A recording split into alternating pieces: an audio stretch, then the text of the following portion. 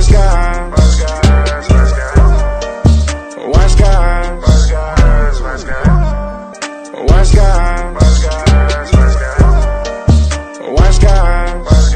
These guys know sports. Yeah.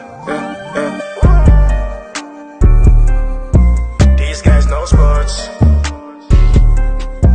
These guys know.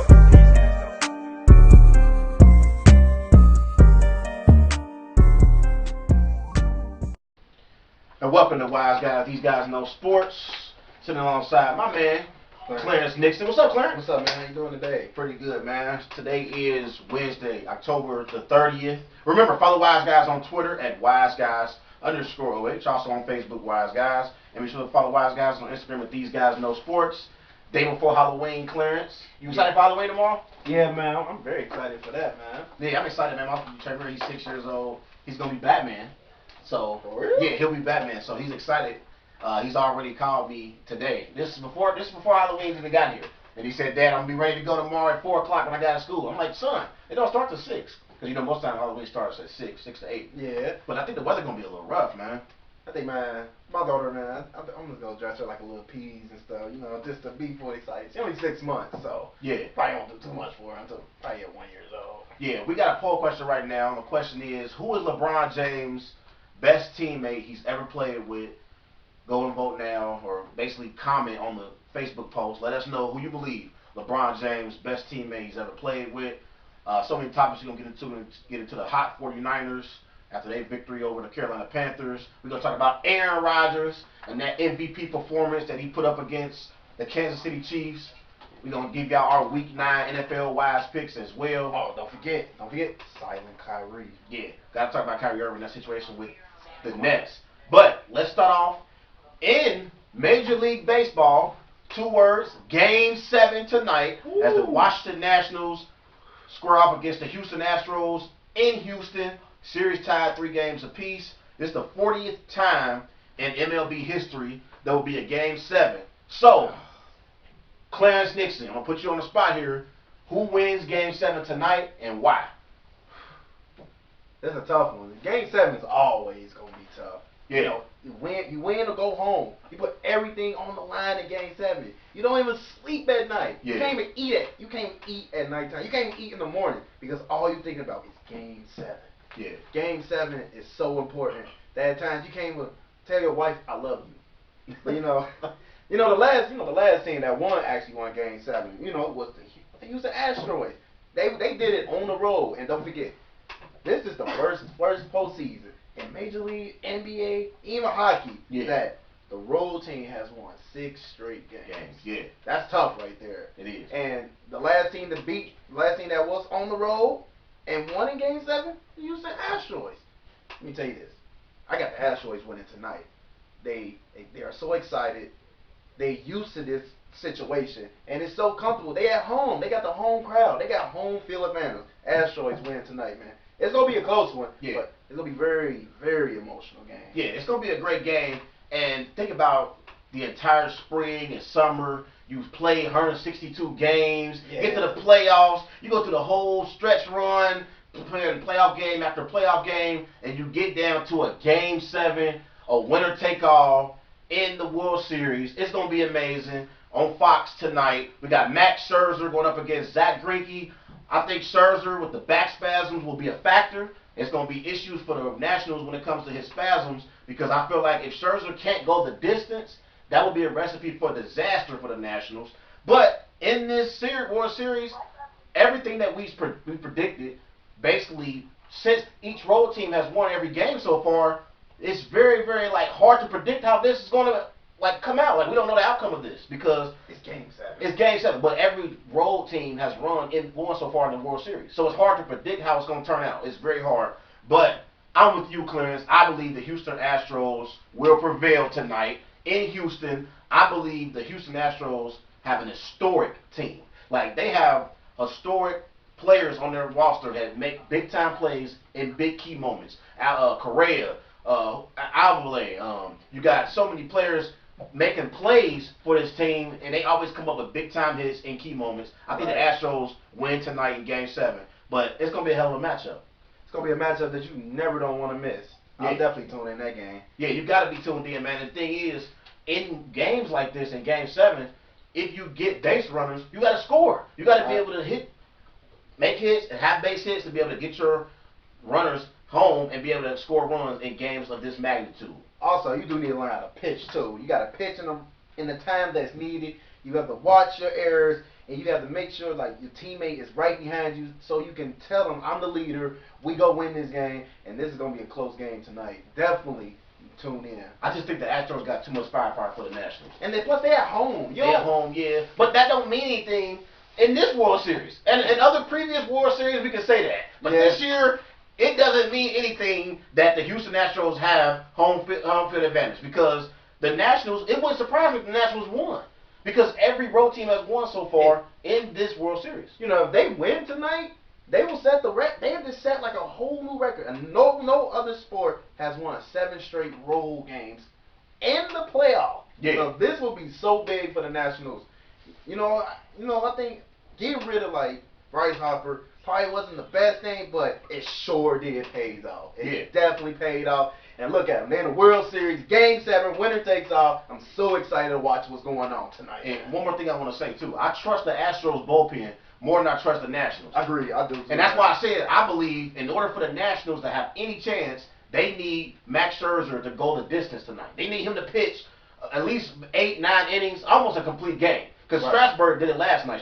Strasburg went all the way to 9 and took him out in the 9th inning. And the closer came in and finished the deal for the Nationals. But in order for the Nationals to have any chance, I think Scherzer has to go the distance, and that'll be the recipe for success for the Nationals. But I think the Astros got too much firepower. I think the Astros are going to make key base hits in key moments tonight. I think they take home the victory. You got the Astros, I got the Astros. We'll see what happens. Let's move on. Don't forget, though, the home team is 19-20, man. 19-20 in Game 7. Okay, yeah. So the home team, Game 7, you got the advantage. You got your home crowd. You can't ask for much. But let's move on, as we had some big news yesterday out of Cincinnati here in our local hometown, as your Cincinnati Bengals benched Andy Dalton for Ryan Finley. So, question for you is, what do you feel about this move, and do you like this decision? Andy Dalton, I'm excited for the Bengals. Not trading him, but you're benching him. You know, because he's been here for 9 years. He's an average quarterback. He's not a bad quarterback, but he's an average quarterback that he needs players and weapons around him. Yeah. But I think I'm with the coach. It was a great thing that they benched him, because 9 years is too long. You ain't complete nothing in 9 years. I'm excited for Ryan Finley. I'm definitely big fan of Ryan Finley. Big fan. So I'm definitely waiting for him to go see what he's gonna do with this Ravens team. Yeah. Next week in Week 10, but sadly Andy Dalton got benched on his birthday. But it's a business. You gotta keep it pushing, man. Yeah. In preseason, Ryan Finley, he had 3 touchdowns, 1 interception, completed 74% of his passes. So he's shown some promise. In preseason, he had some nice moments. Looked like he played at North Carolina State. Yep. And in 2016, he had 18 touchdowns and 8 interceptions. 2017, 17 touchdowns, 6 interceptions. And 2018, he basically had 25 touchdowns, 11 interceptions last year. So basically, I think Ryan Finley improved each year in college. Yep. So there's room, basically for him to improve at the NFL level, because when you start getting those first team reps, and you're going out there going up against other teams, because in preseason, he was going up against other teams' second and third string. Yeah. Now you're going to be going up against other teams' number 1 string defense. So it's going to be a different animal, and I want to see if Finley can make those necessary throws down the field. Can he go through his progressions? Can he make the necessary throws down the field accurately? Does he fold under pressure? These are questions that Zach Taylor and his staff will get answers to as the season goes along. But I believe, honestly, overall, the Bengals' issues offensively wasn't all Andy Dalton's fault. But because of his inability to make plays with his legs, he's not a part of the solution. So I understand why Bengal fans are basically feeling like, hey, we need to make a change, because the team needed a spark. The team needed a spark. 9 years of nothing. I'm excited. Yeah. I'm excited for Finley, and I'm so happy what he gonna do I know he gonna have his rookie mistakes. He is. He gonna have his rookie mistakes. We know that. But it was time for a change. It was definitely time for a change to do. Yeah. So we definitely gonna be happy. We gotta move on. It's a business, but Yeah. I'm excited for this Bengals team. But I was on Facebook earlier and I seen a couple Bengal fans talking about they not going to be patient with Zach Taylor. And my question for Bengal fans is, y'all ain't won a Super Bowl since most of the people that are in the millennials. Let's just talk about the millennials. Y'all haven't won a Super Bowl since any of the millennials been born. So hold on, let me finish. I got you, bro, because I know you get emotional with your Bengals. The problem is, I hear Bengal fans talking about, I don't know if I want to be patient with Zach Taylor. Damn it, you ain't won a Super Bowl in 40 plus years. You won't know nothing but patience. Well, you need to be patient and let Zach Taylor draft the quarterback of his choice if Ryan Finley is not that quarterback. I like the fact that they made the move because you could find out if Ryan Finley is your franchise quarterback moving forward. You'll find that out over these last 7 or 8 games. But I hate the fact that all these Bengals fans are questioning Zach Taylor and whether or not he's the coach for the Bengals moving forward. He inherited a mess. What did y'all expect Zach Taylor to do? He inherited a mess. Give this man some time to put together a roster that he wants to have, and he could be the coach for this team moving forward. To say in 8 games they want to cut ties with Zach Taylor is absolutely ridiculous. You know, a quick thing I want to say. I wish this Cincinnati Bengals the best luck, but dear God, that I hope Philly don't get injured. But you know, we got to move on. We definitely got to move on. Real quick, we got time. I want to talk about AJ Green. We got time. Oh, you want to keep going for this? Because I don't understand for the life of me, Clarence, why your Bengals didn't trade AJ. Why wouldn't you trade AJ? AJ Green is 31 years of age. He's out of his prime. I think AJ Green can still help a championship contending team like the Packers, like the Rams, like the New Orleans Saints. But he's out of his prime. Why not trade AJ Green and get some draft compensation for your team moving forward? Move on. Like, let it go. He's healthy now. That's what he can say now. He's healthy. He's ready to go. He's ready to negotiate some deal talks. He's ready to go. And honestly, in my opinion, I feel like Mike Brown, that like he did a trial to see can Andy Dalton win without AJ Green. He failed him. He proved him wrong. Now you bring in the second string. Now AJ is healthy. What can this second string do with a veteran receiver? That's what we're gonna be tuned into. But it's not. But this is the thing. What is it to play for? You AJ Green, you're 31 years of age. You've been injury prone. There ain't nothing to play for. AJ is the most valuable person in that Bengals organization as we speak right now. No, y'all using AJ to get ticket sales. That's what y'all doing. No. And he falling for it. And I ain't liking it, man. AJ, get to a championship contending team. Please don't resign with the Bengals in the offseason. Please. I want you to have a chance at a ring, bro. Please. But we can move on. Let's talk about the pissed off Steelers.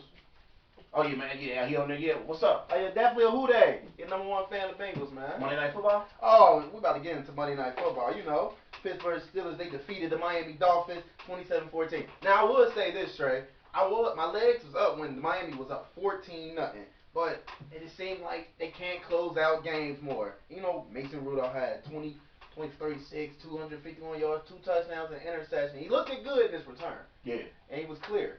And I really seen that he progressed year after week. You know, Connor was the biggest one, 23 rushes, 145 yards with a touchdown. Juju Smith, he did his thing. He came up. Right. 5 receptions, 103 yards. Now, my question is to you, Trey. Is Juju Smith a top 10 receiver in the NFL? I don't believe Juju Smith-Schuster is a top 10 receiver in the NFL. I think a better question that we should have asked is Juju Smith-Schuster a number 1 receiver? I don't think he is. I believe he's an elite number 2. When you look at his numbers on the season, he has 30 receptions, 443 receiving yards. But I don't believe he's a number 1 receiver. But I also will say this year I'll give him a mulligan on the year because he's playing without Big Ben Roethlisberger. If we add Big Ben Roethlisberger in there as at the quarterback, we will be able to see whether or not if Juju Smith-Schuster is a number 1 overall receiver because Roethlisberger will give him the football. And he'll have double team. But my question really is, when it comes to Juju Smith-Schuster, I believe he can be an elite number 2. I just don't believe he's an elite number 1 at all. I think Antonio Brown really, really helped Juju Smith-Schuster last year, and he elevated his statistics last year. No, I disagree with you in there. I think Juju Smith, he's taking on the number 1 receiver priorities. He's being a leadership to them young receivers. They actually looking up to him. And he is more, like, he's been the most experienced guy in that locker room right as we speak. And I think he's doing a fantastic job. He's keeping the receivers up the par, and he being a leader to them. You know, you might see his personality all through the field, but when he's on that field, he's very productive. And I damn sure believe he's a leader in the Pittsburgh Steelers organization. Just because you're the leader doesn't make you a number one overall. I'm saying he's a leader. He's a leader to the receiving corps. Yeah, that's fair. I agree with that. But I just got an issue with saying he's a true number one overall receiver without having a full season as being the number one. He's not experienced enough. You know what I mean? He's getting the double teams from defenses. So now we get to see whether or not he can produce at an elite level. We'll find out as the season progresses. I just think this year, Clarence, since Mason Rudolph is in the starting lineup, we won't really get to see if he's a true number one because he's not playing with an elite quarterback. Yeah. But the Steelers, do you believe the Steelers are still in the mix for a playoff spot? See, that's a tough question because the Steelers always have found a way to be in the playoffs because they play hard. Yeah. Their defense is tough. The offense is still under construction, but they play hard. They always come to compete. You know, this team right here is run by a good coach, and Mike Tomlin. You know, I give him a lot of credit because he keeps these players around even when it's bad times. Yeah. You know, this Pittsburgh Steelers, they can sneak in, but seeing the Buffalo Bills lose, but you still have them going in, and you got Jacksonville that's coming up. We're not saying that they might make the playoffs, but they can sneak in too. But if you want to ask me, I think they is going to make the playoffs as a 6th seed in the wild card, and this would be real tough for them. No way in hell the Steelers make the playoffs. There's no way in hell the they Steelers play make the hard. They're playoffs. probably one of the No underrated way. defenses in the league. They won't make the playoffs. Underrated. I'm not a believer in Mason Rudolph yet. Mason Rudolph still has a lot to prove. He was part of the reason why they was trailing the Miami Dolphins 14-0 in this game. He got more he got to prove to me. They got issues at running back right now. James Conner sprained the AC joint. Benny Steele, knee injury. Jalen Samuels also has a knee injury. They got questions at the running back position. So when you got questions at the running back position, that puts more pressure on your quarterback and Mason Rudolph, who's already wet behind the ears and ain't ready. Mike Tomlin is a hell of a coach. If Mike Tomlin was able to pull it off and get the Steelers to the playoffs, it'd be his best accomplishment yet. Because he's never been below 500 in his career. Yep. If you can find a way to get this Steelers team to the playoffs without Big Ben Roethlisberger, without Le'Veon Bell, without Antonio Brown, it'd be his best accomplishment yet. Yeah.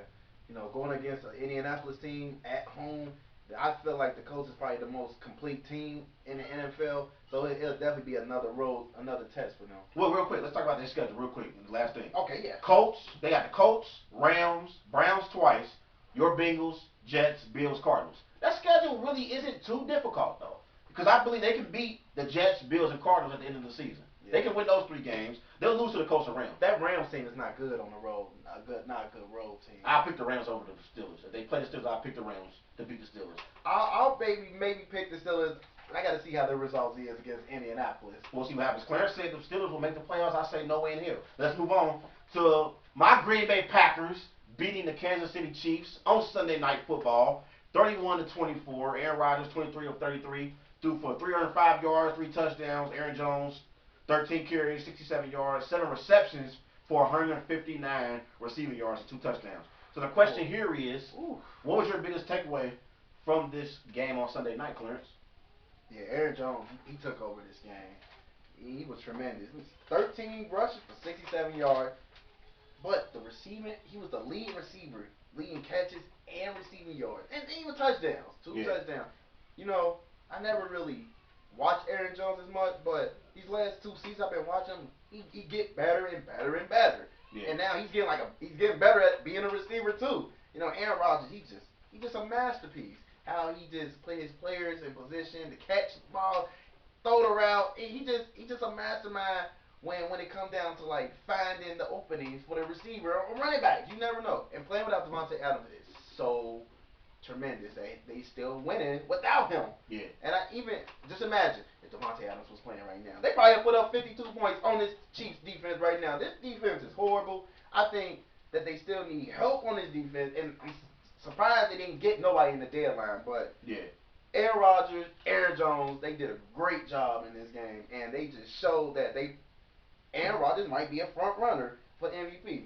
Yeah, Aaron Rodgers is playing great. I'm going to talk about Aaron Jones real quick. Aaron Jones had 20 touches in this game, 226 total yards, 2 touchdowns. He's been great for the Packers because Since Devontae Adams went out with the turf toe injury against the Eagles, Aaron Jones has led the Packers in receptions. Like he's been the number one target for Aaron Rodgers, and he's played outstanding. Played outstanding against the Dallas Cowboys a few weeks ago. He had 4 touchdowns on the ground, that is. But he's been a great target for Aaron Rodgers in the open field against opposing teams' linebackers. He's a mismatch. You can't guard Aaron Jones in the open field. Hey, that just proves it right there. That screen pass that he had, it was like a 60-yard screen pass in the game that he took to the house. It was great. So he's playing great football right now for the Packers offense. But we all know when it comes to the Green Bay Packers, my Green Bay Packers, it's about Aaron Rodgers. Did you see that throw that Aaron Rodgers made to Jamal Williams in the back of the end zone? That throw. I seen it. He got hit. He fell to the ground.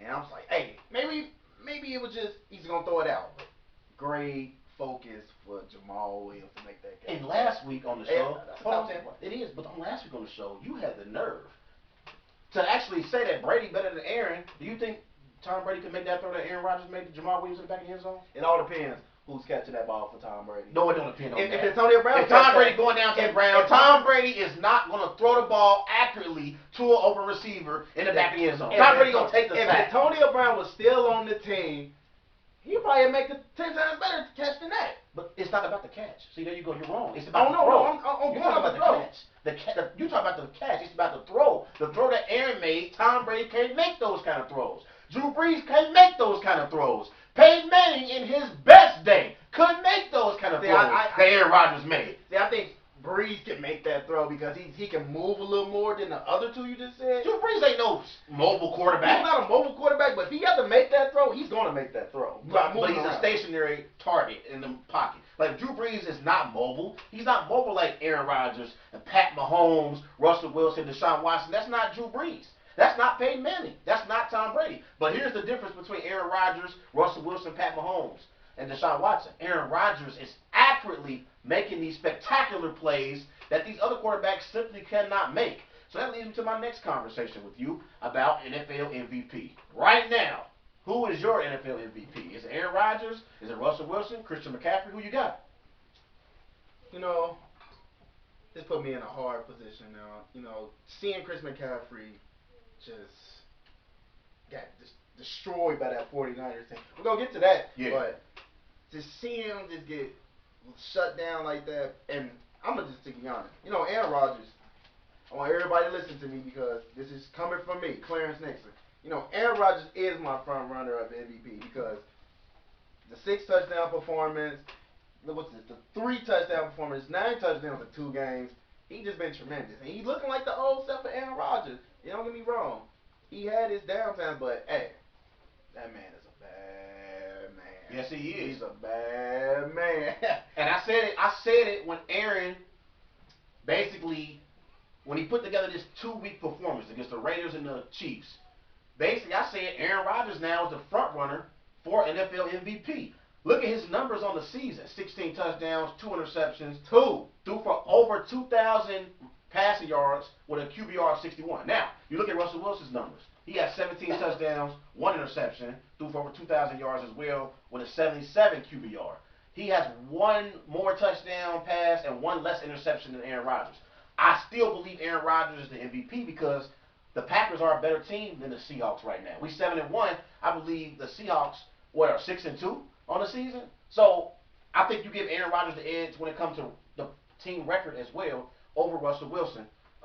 So I got Aaron right now as the NFL MVP, but it's a close race. We'll see what happens the rest of the way. One thing before we go on to the next topic, you know, go to the next topic. You know, Russell Wilson, he's been consistent since week 1. Yeah. And you know, Aaron Rodgers, he's picking up. Yeah. He's picking up the high spike, but I'll still go Aaron Rodgers because he gave us that game like, wow. Yeah. He had a great performance. And you know, Russell, he just been consistent. Yeah, I might throw 2 touchdowns right here. I might throw 3 touchdowns right here. Hey, I might rush for 2. But Aaron Rodgers, that 6 touchdown performance, probably one of the top games in the season so far. Yeah. Let's move on to our Wiser Last segment of the week. Woo! So we got the NFL refs has been under a lot of heat so far this season. So is it wise or wise to say that NFL refs are not being held accountable for the blown calls so far this season. Is that wise or a lie? It's wise because it's too many blown calls. We can go back to the Lions and Packers game that the legal hands to the face. That was a blown call right there. Yeah. And then we can go back far back to the Bengals preseason game with the Redskins. Yeah. They trying to challenge that, and it was a blown call right there. But I think the refs is not being held accountable of their calls, and they just need more evaluating from there. Yeah, I think it's wise to say that NFL refs are not being held accountable for their blown calls this year because every time there's a blown call in the game, all you see is the NFL comes out and basically try to defend the call or try to say that they backing up the refs, and they want to fine players and coaches when they speak out about these bad calls. Yeah, I agree. Like, I hate that. I don't like the fact that they doing that. Like, don't fine these players for speaking on the truth. Like, these games are affecting, like, the outcome of games. Like, these calls are affecting the outcome of games. Like, that's a problem. Like, it's bad calls throughout the course of multiple games. It's always bad calls. But when it's bad calls that's affecting the outcome, that's an issue, and the NFL needs to address that. Definitely, they definitely need to address that. All right, number 2. You know the Toronto Raptors, they're 3-1 on the season. Is it wise to say the Toronto Raptors will be a top 4 seed team in the Eastern Conference? That's a lie.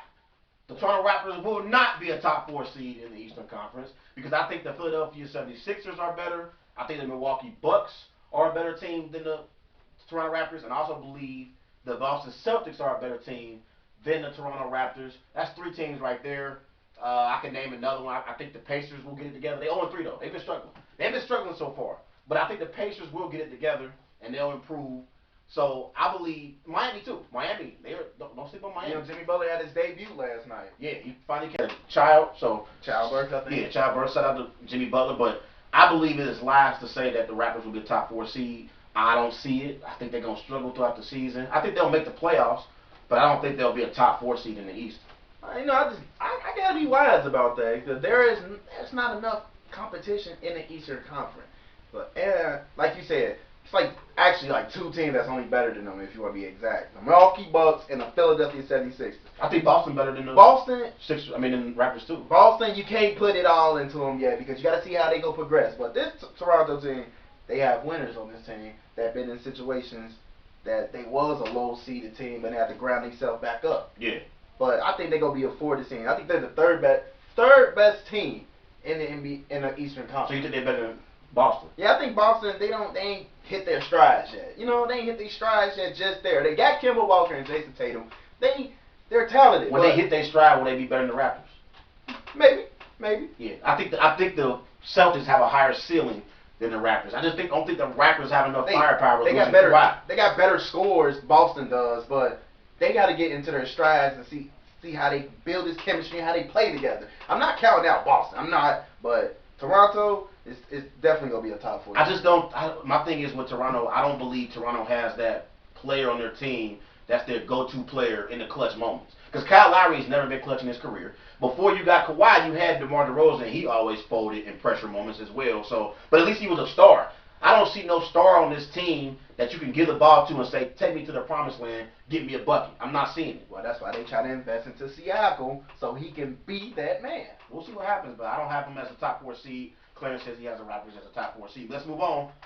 As the Ohio State Buckeyes been balling so far this year, they dominated Wisconsin on Saturday. So is it wise or lies to say that the Ohio State Buckeyes are the best team in college football? Is that wise or is that a lie? You know, I'm a Roll Tide fan, and you know, I'm a realist too. I'm a realist for the sports fan second. And this Ohio State team is like the most balanced team in college football. I think the committee of the college football they ranked it wrong. I mean, LSU I give them their props, but this Ohio State team they is better on both ends of the ball. I think they are guaranteed they should be the number 1 team right now in college football. Yeah, it is wise to say they is 10 times better than LSU on defense and on offense, in my opinion. Yeah, to be honest, I gotta tell you something, Clarence, about me. I hate the Buckeyes.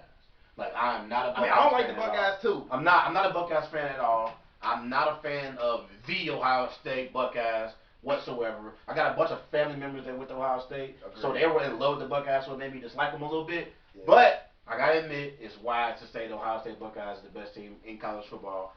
When I watch the Buckeyes play, it's always you have that feeling that they're gonna pull away and they're gonna blow teams out. And I think so far this season they've played the best football and they have the most complete team from top to bottom. I like what LSU's doing with Burrow, but I think if he gets into a playoff matchup against this Buckeyes defense, they can rush the passer and get to the quarterback like no other. I think he can have some trouble in a playoff game against the Ohio State Buckeyes. I think it's wise to say Ohio State right now is the best team in college football. Yeah, big shout out to Ryan Day, the head coach, for putting this team together. For sure. Next topic. Oh man, this one. Joe Flacco could miss up to 5 or 6 weeks with his neck injury. Unfortunately, the Broncos lost to the Colts 15-13. Now, Trey, is it wise or lies to say the Broncos made the right decision of signing Joe Flacco? That's a lie. That was a mistake signing Joe Flacco. And the reason why it was a mistake was you need to go and draft your quarterback in the NFL draft and develop him, John Elway. What the hell are you doing? Like, John Elway has, as great as a quarterback as he was, he's not good at evaluating talent because he hasn't gotten it done. Trevor Siemian didn't work. Like, Paxton Lynch didn't work. These quarterbacks, Case Keenum, he actually could have kept Case Keenum and re-signed Case Keenum back with the Broncos. Right. He could have kept him, but I understand why he let him go. You know, Case Keenum actually had a good season with the Minnesota Vikings. But I'm not a big fan of Joe Flacco at this point in his career. I think John Elway needs to get in the NFL draft and get him a quarterback that he can develop. So I believe it was the wrong decision to sign Joe Flacco. Joe Flacco was past whatever prime that he had, and that little Super Bowl run that he had was once in a lifetime and happened because of Ray Lewis. They was motivated. Joe Flacco ain't elite. Yeah, man, I agree with you. It's definitely a lie. I honestly thought it was a bad decision, like when Baltimore was trading him. But hey, they had a future quarterback, their franchise in Lamar Jackson. But I think him going to the Broncos, John Elway, he just needed a quarterback at the time. Yeah. And he's not like a good like developer because he was a quarterback himself. Yeah. And he had bad losses, in the Super Bowl. You remember, probably one was embarrassing. But I just feel like that Elway was so quick to get a quarterback. Yeah. And he wanted to draft a quarterback in Drew Lock, but I just think Flacco didn't want to like mentor him. Yeah. Because he wanted to show Elway, hey, I want to win, and somehow I still want to be with the future with the team. But Elway, I'm drafting my quarterback. Yeah, for sure. Let's move on. J.J. J.J. Watt is out for the season after a pectoral injury. So is it wise or lies to say Deshaun Watson can lead the Houston Texans to the playoffs in Watt's absence? Is that wise or is that a lie to say? It's wise. It's wise. Because Deshaun Watson, he's like a magician. He showed great leadership. He trained with Kobe Bryant over the summer to learn how to win. Yeah. So I think as long as his weapons is like not injury free, and they don't have to like deal with no severe injury, he's just fine. Now the defense probably have to pick up the slack, and they gonna probably need some replacement for J.J. Watt. But overall, Deshaun Watson is great. He's in the MVP conversation. His team is doing great, and I think this team can go deep if they all stay healthy and just follow behind Deshaun Watson. I agree with you here. This is wise. I think Deshaun Watson can lead the Houston Texans to the playoffs even without J.J. Watt. Even if J.J. Watt was playing, I think Deshaun Watson was going to lead the Texans to the playoffs. So without J.J. Watt, I still believe he can do it because now Deshaun Watson is an elite quarterback. He is one of the top 10 quarterbacks in the NFL. So I believe Deshaun Watson was going to lead the Texans to the playoffs with or without J.J. Watt. Yeah. I do believe defensively they'll struggle here and there, but I think Deshaun Watson going to put up points on the board. That play that he made on Sunday against the Raiders, when he got kicked in the face mask, still made the throw, was amazing. It was a great throw. I think Deshaun Watson is an MVP candidate, and I think the Houston Texans will be just fine without J.J. Watt because they got Deshaun Watson. Yeah. What's his name? New name? Magician Watson. Yeah. For sure. So let's move on. Let's talk about the Golden State Warriors. So far, the Golden State Warriors are struggling this season. They're 1-2 on the season. They did beat the Pelicans the other night. So, question here is, will the Golden State Warriors make the playoffs? I still think they're gonna make the playoffs. This is a Golden State team with Steph Curry and Draymond Green. They have winning expectations. Yeah. And it's so exciting to see this young core around them, like D'Angelo Russell, Jacob Evans, Glenn Robinson. Players that you never heard, but they work hard, they play hard, and they just follow Steph Curry and Draymond Green. I think they'll be just fine. They gonna have their oohs and ahs moment, but I think as long as they follow these two players, they'll be just fine. You know, D'Angelo Russell was coming up. I think it was a good trade for them because Klay Thompson was out for the season. So Yeah. he's been balling all right, averaging 20 points. So I think they just stick together and just stick to the game plan and follow Kerr. I think they'll be just fine. I think they're a fifth seed in my opinion. Fifth seed? Ooh, that's a stretch. I don't see them being a fifth seed. Fifth seed. I think it's really a legitimate question, as if they'll even make the playoffs. Before the season, I said they were a for sure playoff team. I've got my doubts now, Clarence. Watching them against the Clippers on opening night. Now, it is the Clippers. I know the Clippers. You can make an argument the Clippers are the best team in the NBA right now. You can make that argument. Yeah. Top to bottom, they're the most complete team. But then I seen them get beat by 28 to OKC. At one point in the game against OKC, they were down by 40. 40! Like, this is an OKC team without James Harden, without Russell Westbrook, without Kevin Durant, and you was down by 40 at one point in this game. They got some players on their team. Who are these guys? Glenn Robinson III, Jacob Evans, love you, bro. I know you a UC grad. You was great at UC for the Bearcats, but you ain't proved nothing in the NBA yet. Eric Pascal, Marquise Chris, who the hell are these brothers? Hey, Marquise Chris got choked up by Serge Ibaka. Yeah, who are these guys that they have on their perimeter defense? You remember they lost Andre Iguodala. They lost Sean Livingston to retirement. Kevin Durant went to the Nets, and you got Klay Thompson out with the ACL injury. So they lost a lot of their perimeter defense. They gave up 141 points to the Clippers, and then they gave up 120 points to the Oklahoma City Thunder. Defensively, this team is terrible. They don't play great defense. And here's another thing I want to say. Steph Curry, we got to see if Steph Curry can carry the Warriors to the playoffs. We don't expect the Warriors to make a deep playoff run, but I at least expect Steph Curry to get the Warriors to the playoffs. You know, because this ain't Kevin Durant on the team no more. Kevin Durant's in Newark, New Jersey now with the Nets. Klay Thompson's out with the ACL injury. Let's see what you got, Steph. I'm putting the pressure on Steph. I'm calling Steph out. And I love Steph. Curry, Steve Kerr said it. Curry is at his peak.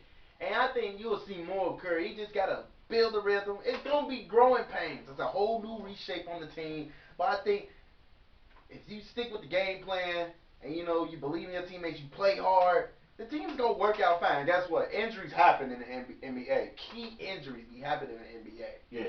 So I think they just stick it out. And I think they'll be all right. They're going to make the playoffs. I still think they're going to make the playoffs. Ain't no playoffs like the Golden State Warriors, honestly. Yeah, I think they'll make the playoffs, but it's going to be tough. It's going to be tough. Oh, it's always, man. Yeah, but I just believe there's other teams now that have caught up with the Warriors, like the Dallas Mavericks. Luka, Porzingis. I think Luka Porzingis can beat the Warriors. Did you see that game last night against the Nuggets with that? I seen it. It was good. Kristaps Porzingis was their leading scorer, 15 points. Yeah. That's growing pains right there, right? Yeah. It's growing pains. But they're playing together and they building the chemistry up. Yeah. So I think that's this Golden State team. That's what they're doing. They building their chemistry up, finding their character in themselves, and putting it all together, man. Yeah. One more thing though too. I called out Steph. I'm gonna call out Steve Kerr. Steve Kerr, what you got? Because in previous years, Steve Kerr had the luxury of coaching Kevin Durant, Klay Thompson, Draymond Green, Steph Curry. I want to see what Steve Kerr got. I know Steve Kerr knows the game of basketball. I'll never question his basketball acumen. He's forgotten more basketball than I know. But I want to see if Steve Kerr can put together a system for the Warriors and put together a game plan for them to be able to have flow in that offense and get Steph on screens to be able to hit shots and they can make some plays. We'll see if they make it to the playoffs.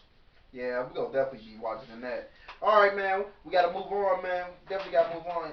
You want to talk about the Browns? Let's talk about the Cleveland Browns real quick. Oh, the Cleveland Browns. With Odell Beckham. So far right now on this season, the Cleveland Browns are 2-5 on the season. They're third in the AFC North. So, question here is, let's talk about Odell. Do you believe Odell has been a disappointment for the Browns this season? Oh, totally.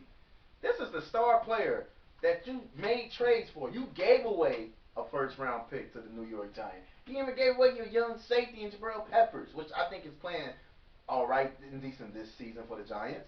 But Odell is supposed to put you in position. Yeah, we are a contender now because I'm a superstar. I'm coming to this team with young, upcoming superstars, and we go win like we some contenders. And it is a big disappointment. You heard the hype. Oh, they Super Bowl picks. And we said it's been 7 games, right? It's been 7 games. In 7 games, they should have been 5-2, 6-1, even 7-0, because all the hype was on them.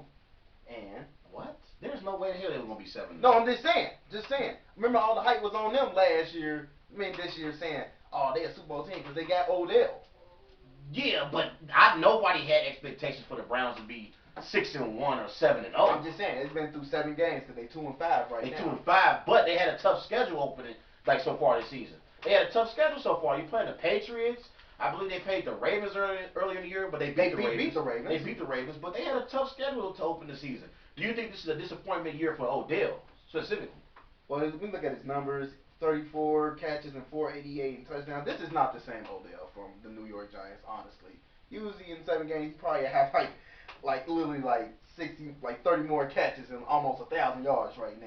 You're so wrong about this. No, I am not You're wrong. And let me tell you why. You're wrong because it's so many different variables and so many issues that the Browns have before you get to Odell. Let's start out with Freddie Kitchens. Freddie Kitchens' play calling and his decision making as a coach has been in question. Let's talk about that terrible offensive line that the Browns have. Offensive line not that bad. They're terrible. They have a bad offensive line. Terrible. Then Baker Mayfield, he's a turnover machine. How the hell can you blame it on Odell? Like Odell, I don't believe he's having a great season, but I believe when you talk about the Browns' issues, Odell is not one of their issues. Freddie Kitchens' decision making as a coach, his play calling has been in question throughout this season. And you look at Baker Mayfield, his turnovers have been bad for the Browns at bad times in the game. So I believe when you look at all that and take all that in consideration, I don't think Odell has been a disappointment in Cleveland so far. I think it's been a bunch of other issues that the Browns need to fix before you can even get to Odell.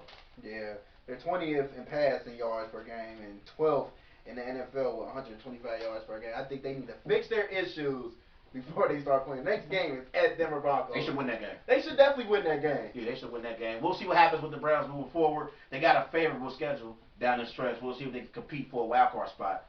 Because I think the AFC North will be won by the Ravens. What you think? Definitely the Ravens. It's a key. They playing great football. Defense is coming back up together. They're winning this. I agree with that. Let's talk about real quick Kyrie Irving before we get out of here. Let's talk about Kyrie Irving. Kyrie Irving, the reports from Jackie McMullen from ESPN. She said she spoke to some Nets officials and they got some issues with Kyrie Irving's mood swings. So, what's your takeaway from this situation with Kyrie Irving and the Nets? How do you feel about it? This Kyrie, he's a great player. He's a great person. Probably to be around. He's probably the most prolific handball handlers in the league right now. And I'm not saying all time because Allen Iverson holds that key, but for Kyrie, he just want everything his way. In my opinion, he just want everything his way. And if stuff not going his way, he's not gonna give you Kyrie Irving. But his mood swing, I don't get it. I don't understand. You're wrong. Again. No, I don't understand. No, but how can you say he's not going to give you Kyrie Irving and Kyrie on the season is averaging 38 points per game, shooting 46% from the floor, 3 assists, 5 rebounds a game? Like, Kyrie Irving's been playing great for the Brooklyn Nets, my bad. Took it back a little bit. Now, the Brooklyn Nets. He's been playing great. But I got to call out these Nets officials that's trying to say Kyrie Irving is having all these mood swings. I got an issue with that because he's maybe focused. Kyrie Irving ain't even been in Brooklyn for 2 weeks. What the hell are y'all talking about? Kyrie Irving having mood swings. Well, just because, hold on real quick. I got you. It was your turn to talk. It's my turn now. You right. This is my thing.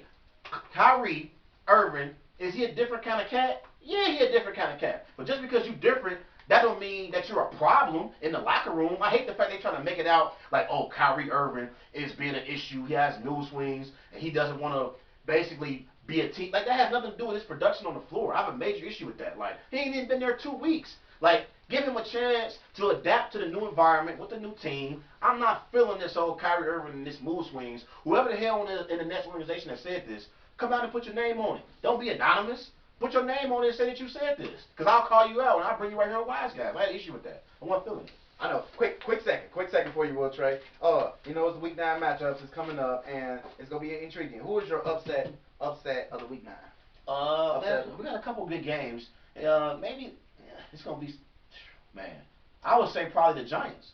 The Giants can get the Cowboys. Oh man, they got a chance. Yeah, I'm definitely going with the Raiders. Not the Raiders with the line. I am definitely taking the Steelers over the Colts because this Steelers team is playing tough, and I think they go show against this Indies team. Right. Follow Wise Guys on Twitter at WiseGuys_OH. Also on Facebook, Wise Guys. And be sure to follow Wise Guys on Instagram at These Guys Know Sports. And don't forget, give us a subscribe for Wise Guys Sports on YouTube. Definitely. This Wise Guy signing off. Everyone, have a good one. Have a good one. Thank you. Y'all have a good one. Enjoy.